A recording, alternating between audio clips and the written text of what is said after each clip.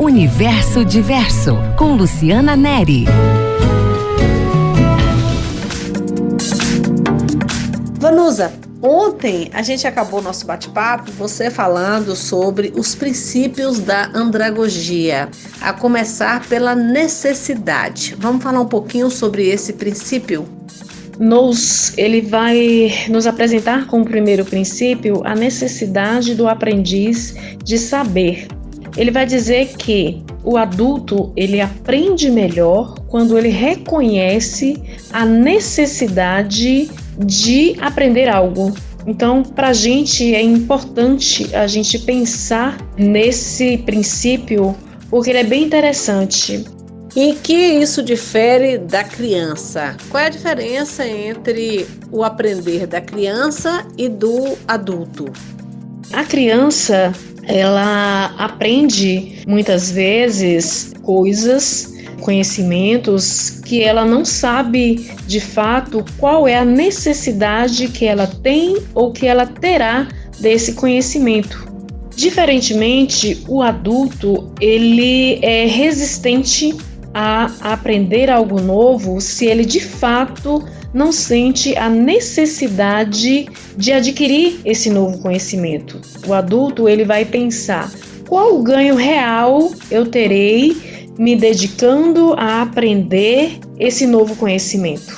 O adulto ele vai sempre em busca do conhecimento que ele acha necessário e útil para a sua vida prática.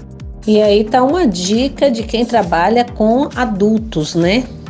Partindo desse princípio, é importante nós pensarmos numa educação sistematizada para o sujeito na fase adulta, de maneira que atenda primeiramente essa necessidade que o sujeito tem.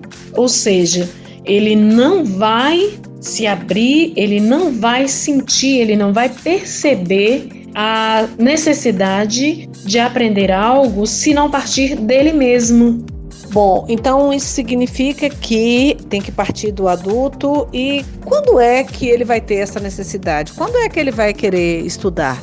Porque a gente vê aí casos, né, de pessoas que se formam com 50, com 60, com 70, com 80 anos. Por que que eles tomaram essa decisão? O adulto, ele tem dentro de si, ele traz já dentro de si uma carga de conhecimento que talvez num determinado momento da vida não é mais suficiente para ele, e aí ele parte para suprir essa necessidade que ele tem de aprender algo novo. Então, é bem interessante nós pensarmos em educação de adultos quando nos disse que o primeiro princípio a se pensar é na necessidade que esse sujeito adulto tem de aprender. O que ele quer aprender? Para que ele quer aprender? Onde ele vai aplicar esse conhecimento que ele vai adquirir?